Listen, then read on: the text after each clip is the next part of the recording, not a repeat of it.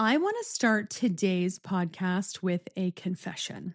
And it's because I think that a lot of you are going to recognize yourself in it. So for years, I treated rest like a paycheck, like it was something I had to earn, something I got to collect only after I had done enough, produced enough, served enough, proven enough. Rest was the reward at the bottom of the to-do list. And here's the problem with all of that. The list never ended. So the reward never came. I would literally tell myself, once this launch is over, I will rest. Once this quarter closes, I will rest. Once the kids are older, once the season slows down, once I get ahead, and every single time I got to the finish line, somebody had moved it. And that somebody was me. So today I want to say something to you that took me an embarrassingly long time to learn. Rest is not a reward. Rest is not the prize you collect for being productive. Rest is a command. It is built into how God made you. And the most faithful, the most strategic, the most spiritually grounded thing some of you can do this week is to stop. Stay with me. This one's going to step on some toes, including mine.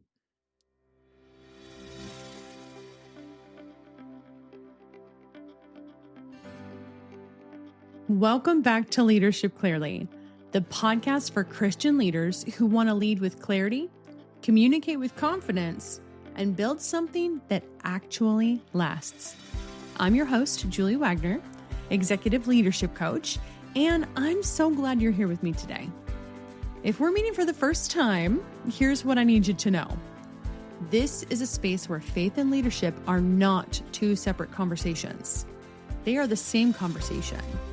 We talk about communication, character, and conviction. And we do it all with the Bible open and the calendar honest and upfront. And as always, before we get going, let me tell you what is in my cup tonight. I've got me some pink slush Alani Nu. And because we're talking about rest, and I'm fully aware of the irony of holding an energy drink while I do it, this should be a fun one. All right, so go grab your journal, grab your note-taking device, grab a pen, get comfortable, and let's go ahead and get into it today. Quick thing before we dive in. If today's podcast stirs something in you, if you finish this episode and think, okay, I actually need to do something about this, I have built something just for you. Now, previously, this was called the Clarity Code Bootcamp. And I want to let you in on a little insight as to why we've had this change. First of all, after filming everything and really sitting down and putting my heart and soul into this program basically for the last 8 months, this is way more than a boot camp. This is a foundations course. And what this is that first step into the method that I teach. And so I sat down with my lawyer and my business advisor and my coach, and we talked about it, right? I talked about it with my CEO, who is God, by the way. And if you have not heard me talk about having a business conversation with God, we will definitely have to link those podcasts into this episode. But to get back to it, I want to let you know. So it's no longer called the Clarity Code Bootcamp. It's totally revamped. It's totally better. It's still 5 days. It's drip content, so it comes out once every day, same time. You get to log into your portal, and then you get a video, and you're going to also get a workbook. It dives in deep, okay? So we're going to now call it the Leadership Clearly Foundations course. And this, again, like I've said before, it's my flagship course. This will walk you step by step through the same framework that I coach my private clients through, but this is the base. Like, this is just really where you want to start it. So what I do call my framework is called the Leadership Clearly method. And this is so you can lead from a place of clarity instead of running on fumes, right? And it's also so you can learn how to understand the people that you're working with, but also understand how you communicate. So It officially launches on July 1st. We actually have a date. I've sent all my videos off to my producer and he is working on those. And this is weird. It feels just very weird, but I am so excited to launch it. You can find more details at juliewagner.co or leadershipclearly.com. I will tell you a little bit more at the end, but I wanted to let you know it's there before we even start. So thank you for listening to me ramble, and let's go ahead and dive right into this podcast. Okay, let's talk about how we got here. I'm going to name the lie out loud because naming things out loud is half the work of leading clearly. The lie is this: rest is what happens after the work is done. I mean, it sounds reasonable, right? It sounds responsible, and it even sounds godly because we've wrapped it into this idea that hard work is holy and rest is what lazy people do. But I want you to notice something. That belief is not actually from Scripture. We absorbed it from a culture that measures your worth by your output. We baptized hustle and we called it faithfulness. And here's who gets hit the hardest by this: high capacity women, the ones who carry a lot, the ones who people lean on. If you are the person at work, at church, or at home who everyone counts on, you have probably been rewarded your entire life for not resting. You got the promotion because you answered the email at 11 o'clock at night. You got the reputation because you never dropped the ball. You became the strong one, and the strong ones do not get to be tired. So you kept going. And somewhere along the way, rest stopped feeling like a gift and started feeling like a risk. Like if you stopped, you would find out that you were only ever as valuable as the last thing you produced. I want to gently call that what it is. That is not strength, my friends. That is fear wearing strength as a costume. And we're going to deal with it tonight. I told you this was going to be uncomfortable. I'm already uncomfortable talking about it. So let's go straight to the source because I do not want to give you my opinion on rest. I want to show you the design. Rest is not a New Testament suggestion. It's woven into the very first week of creation. God made everything. And then on the seventh day, he rested. Not because he was tired. God doesn't get tired, okay? He rested to establish a rhythm and to model it for us. Rest was built into the architecture of the world before sin ever even entered the picture. Before there was a single thing wrong, there was already rest. And then it shows up again in the 10 Commandments, not as a tip, as a command, sitting right there next to do not murder and do not steal. Honor the Sabbath. Keep it holy. God took rest so seriously that he legislated it for a people who had just come out of slavery, out of a system that defined them entirely by their labor. The first thing he did with their freedom was to teach them to stop. I want you to sit with that for a moment. The opposite of slavery in God's economy is not more productivity, it's rest. So when you cannot stop, when you physically cannot make yourself put it down, I want you to ask a hard question. Who am I actually serving right now? And then there's Jesus. Here's the verse I want you to write down tonight. So grab your note-taking device or your journal and a pen and write this down. This is Matthew 11:28-30. This is NLT version. Then Jesus said, "Come to me, all of you who are weary and carry heavy burdens, and I will give you rest. Take my yoke upon you. Let me teach you, because I am humble and gentle at heart, and you will find rest for your souls. For my yoke is easy to bear, and the burden I give you is light." I want you to catch something in the way that Jesus says this, okay? He does not say, "Come to me once you have it all together." He says, "Come to me when you're weary. Come to me carrying the heavy thing." The invitation is not for the rested. The invitation is for the exhausted. Your tiredness is not a disqualifier, my friend. It is the exact condition that Jesus is speaking to. Now, the Message version of the Bible paraphrases that passage into an invitation to learn from the unforced rhythm of grace. I loved that phrase, unforced rhythms, when I was reading it, because I like to compare and contrast, right? I think comparing and contrasting the Bible versions is really good because most of us are living in forced rhythms. We're grinding gears that God never designed us to grind. And Jesus is standing there saying, there is an easier yoke, not no yoke.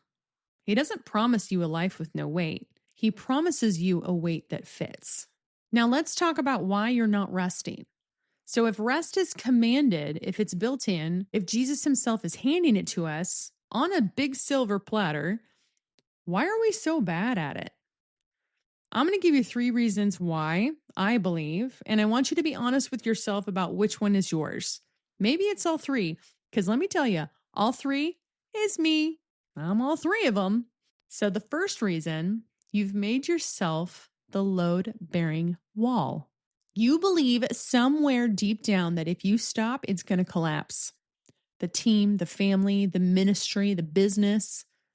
You are the wall holding the roof up. And the load-bearing wall cannot rest because resting means the entire structure comes down. Here's the clarity I want to give you. If your entire operation cannot survive you taking a Sabbath, you don't have a rest problem. You have a leadership problem. You've built something that depends on your exhaustion. And that is not a monument to your dedication. It's a liability. Part of leading clearly is building something that can breathe without you for a day or two. If you're an architect or if you are a foundation in the Leadership Clearly method, which by the way, you can go take the online free quiz on my website and find out which one you are. This one might hit you a little hard because you're wired to hold structure and stability for everyone else. The strength is real, but so is the trap. Reason number 2. You are afraid of what you'll hear in the quiet. For some of you, the busyness is not only about the work. The busyness is the anesthesia. As long as you're moving, you don't have to feel the thing. You don't have to sit with the grief. You don't have to sit with the disappointment, the question you've been maybe avoiding. Maybe it's that conversation with God that you're not sure you want to have. Rest gets quiet. And the quiet is where the truth catches up with you.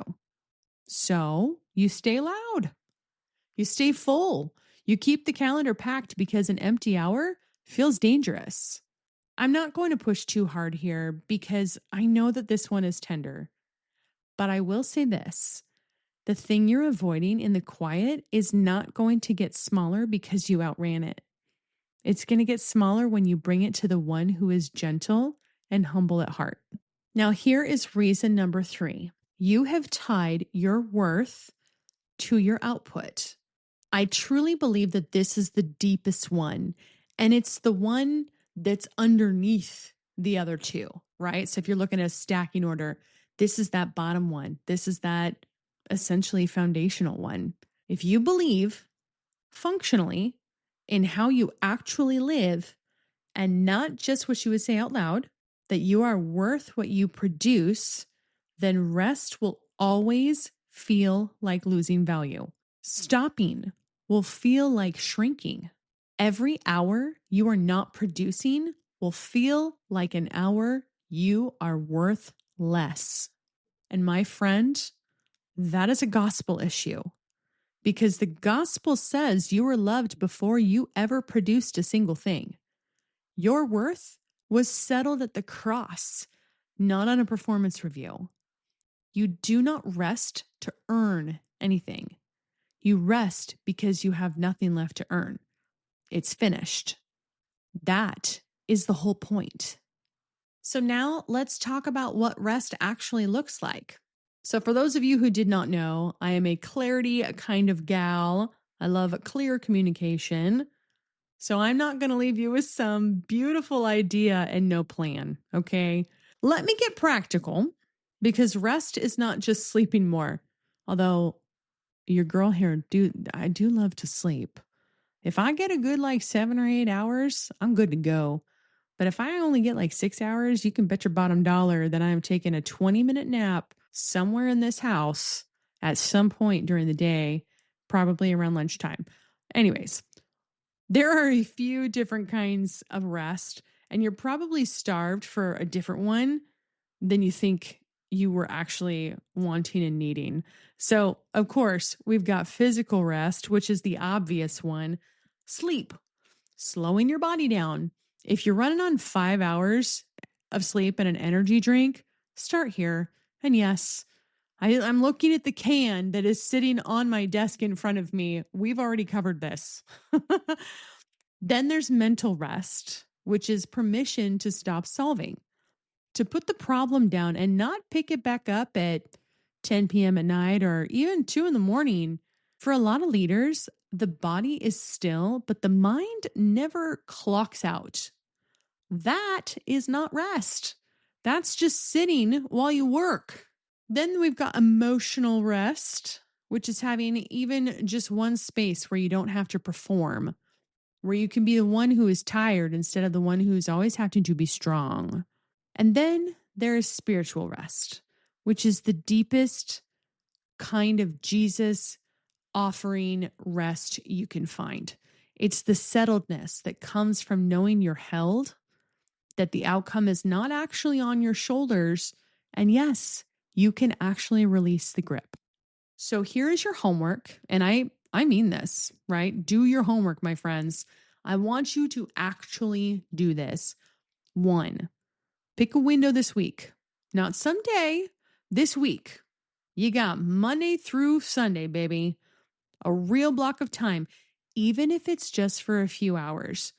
And you protect it like you would protect a meeting with your most important client. Block it out in your calendar because this is a meeting with your maker. 2, decide before you get there what you are not going to do in that window. Name it. Maybe no emails, no problem solving, no scrolling, because scrolling is not rest. It's just a different kind of consuming, okay? 3, ask yourself which kind of rest are you most starved for and aim the window at that one. And then here's the hard part. When the guilt shows up, and it will show up, I want you to talk back to it. You are going to feel like you should be doing something. That feeling is not your conscious. That is the old lie trying to clock back in. You answer it with this. Rest is not what I do after the work. Rest is part of the work of being a person God made on purpose. Now, let me tie this all back into leadership because this is the Leadership Clearly podcast, and this matters for the people you lead. Here's what almost nobody tells you. Your relationship with rest is contagious. Your team is watching how you treat your own limits, and they're learning what is allowed and what's not. If you answer emails at midnight, you have just told your team that midnight is fair game. If you never take a day off of work and use that PTO, you have built a culture where nobody else can either, no matter what your handbook says, okay? You do not lead with your policies, you lead with your patterns. So when you rest, you're not being selfish. You're giving permission. You're modeling sustainability. You are showing the women and the men that you lead coming up behind you that you can lead at a high level and still be a whole human who sleeps and worships and takes a Sabbath. That is a gift to everyone downstream of you. And on the personal side, just hear me out on this one. You are not a machine that exists to produce. You are a daughter or a son. If you're listening to this and you're a guy, hey, you're welcome here too. You are a child of God who gets to work from a place of rest instead of working in a desperate attempt to earn it. And those are two completely different ways to live. One of them will burn you to the ground. The other one will sustain you for the long haul, which is honestly the only kind of leadership that actually lasts. So this week, I'm going to challenge you to do the most countercultural, most faithful, most clarifying thing you can do. Stop on purpose before you have earned it. because you never will, and you were never supposed to have to. Now, before I let you go, I told you at the beginning of this episode that I would come back to this. Remember what I said early on, that some of the deepest exhaustion does not come from the workload. It comes from leading in a voice that's not yours. Now, if that landed with you, if a part of you recognized that, maybe you've been depleted in a way that rest alone has not fixed, that is the thread I want to invite you to pull right now. The Leadership Clearly Foundations course was built exactly for that. It's my flagship 5-day course, and it walks you through the full Leadership Clearly method. Day 1 clears the noise. Then you get to find out how you're actually wired to lead. You learn to honor the people you lead, and you build a way of communicating you can sustain. Not white knuckling it, but sustain. Because leading from your real voice is not just clearer, it's also less tiring. That is the connection. The clarity and the rest, they are the same work. But if you're ready, you can go check it out at juliewagner.co or leadershipclearly.com and go to where it says the course. And that will give you all of the information that you need. Signups open on July 1st. Now, all right, friend, here is my prayer for you this week. I pray that you would have the courage to stop before you are forced to. I pray that you would feel, that you would really feel that you are loved completely apart from anything you produce. And I pray that you would find that easy yoke, that light burden, those unforced rhythms of grace that Jesus is holding out to you right now. You do not have to earn your rest. It was given. So go take it.